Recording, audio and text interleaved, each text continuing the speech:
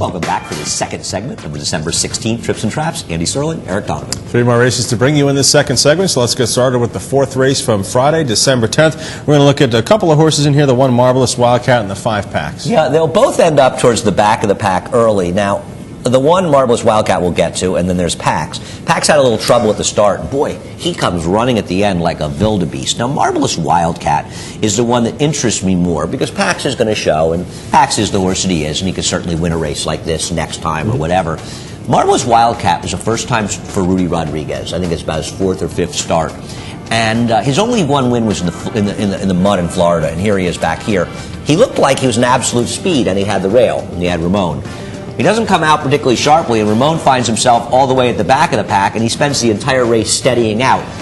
I don't know that he's that good, but I know this running line doesn't do him justice because he never had a chance to run the way he wants to. No, he doesn't.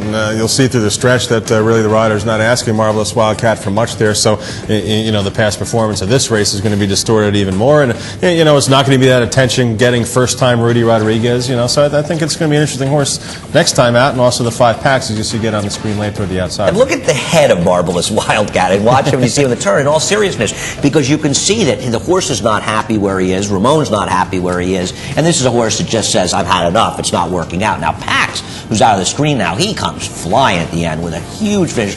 And if as a friend of mine said, he ran too well, everyone will see it, I think he did a very good job. And don't forget the favorite won this race and won in the engine. He's going to do okay, Pax, in the future, but I think his odds will be commensurate of his chance of winning. Whereas a horse like Marvelous Wildcat, especially in the right spot where there isn't a ton of speed, but maybe enough speed so it's not blatantly obvious, I'd love to give him another chance where he'd feel like he was almost another first-time Rudy with darkened form. He's beaten 30 lengths in this one, so you get a decent enough price on him. Next time out, we'll take a look at another race from the 10th, and this is race number 7, a 2-turn race. Lots of trouble here for MIZZEN'S Wake. Yeah, MIZZEN'S Wake has an absolute nightmare trip in this race. Now, he breaks well, and Cornelio Velasquez wants to do the right thing, which is go to the lead. He's got a horse out here, Extra Zip. We don't care about Extra Zip. Extra Zip is not going to win a race this winter on the inner. But what he does in this race is he absolutely makes MIZZEN'S Wake just absolute nightmare trip. Cornelio decides, okay, I'm going to let J.L. Bernstein go. That's fine. But what happens is when Extra Zip just not only goes on his flank, but aggressively ridden on his flank, Cornelio just decides, I don't want to get in trouble, I'll take off. And I get that. Ultimately, I think if he had to do it over again, he might not have made that choice, but it's easy to make decisions in hindsight. As here, they've engaged each other, and Extra Zip is just making his a nightmare. MIZZEN'S Wake just gets shuffled totally out of the race. Yeah, right here, I think Cornelio says, I don't want to get caught up in a 3-way pace battle. I'm going to take off, watch this long shot go after the 3 J.L. Bernstein, and primarily been a turf horse at this point here. Right here, you can't fault what's happening, but, as the race progresses here, as we move toward the far turn, it's going to get a lot worse for MIZZEN'S Wake. As you see, another horse come up on MIZZEN'S Wake's flank on the outside, and then Extra Zip's going to start backing up a little bit here, and then MIZZEN'S Wake's going to lose some position even more, where a horse that was sitting second is now running 5th. Yeah, he's already a length off of where it's going to be as he's getting swallowed up. And if we stop it and you see him here, you think it's gotten bad now? Well, it's about to get worse because he's going to end up back where these horses are, and you'll see it very soon. And the rider, he's got the absolute brakes on, feet in the dash, taking him back. Here he's gone from being here to being here.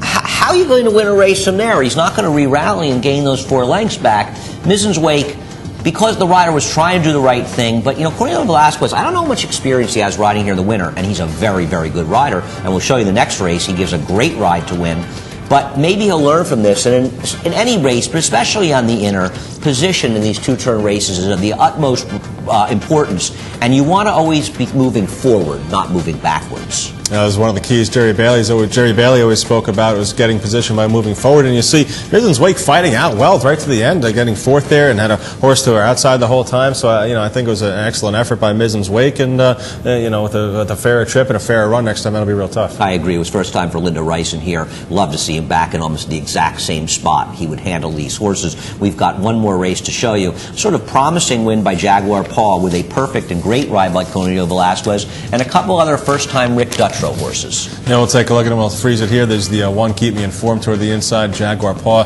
in the middle, and Andy just highlighted Slevin, who broke a little bit slowly, stumbling at the start there, and will roll it again here as they move for the wire the first time. Yeah, Jaguar Paw gets a great ride by Cornelio, and you'll see him sort of settle back and get that position to turn, and we'll reposition these horses as we move through the turn. Keep Me Informed, he broke a step awkwardly, but basically he just drifted back. Slevin had the trouble to start and ended up back far than he wanted to be. Jaguar Paw, Cornelio getting the perfect position. Keep Me Informed, great position from Ramon, and Slevin back in last because of the bad break.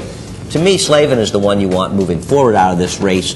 Jaguar Paw might be better, might be okay going forward, even though he had that perfect trip. This is Slevin's first start for trainer Rick Dutrow off the claim for $50,000 back in October, and we see field start to spread out a little bit here with the leader. Just Hold On getting loose in the front end. Just Hold On is going to have a little bit of an equipment problem here as they move toward the far turn. Not sure it really affected anyone in the race here, but he's going to drift to the outside pass. Don't think it affected the two horses behind him, though. Yeah, I think that Jaguar Paw is going to be the one who's going to be okay going forward. Keep Me Informed, I think he'll be a money burner.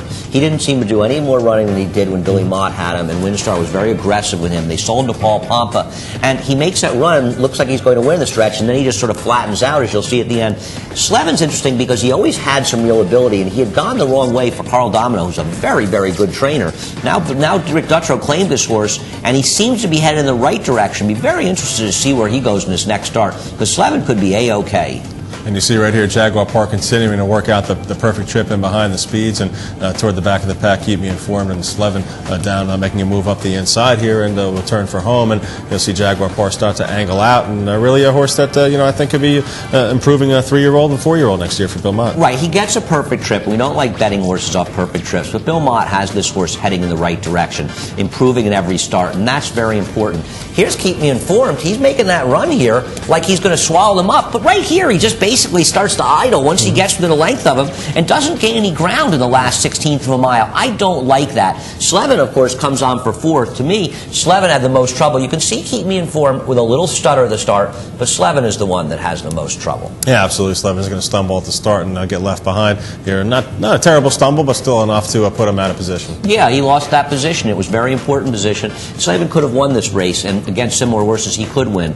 Jaguar Paw's perfect trip, but a promising horse. Keep Me Informed or keep and bet against him. Looking for Slevin. A lot going on. Trips and traps at NYRAInc.com. We love hearing your thoughts. We're going to take a little bit of a break on trips and traps. We'll see you next year. Have a good holiday season, everyone.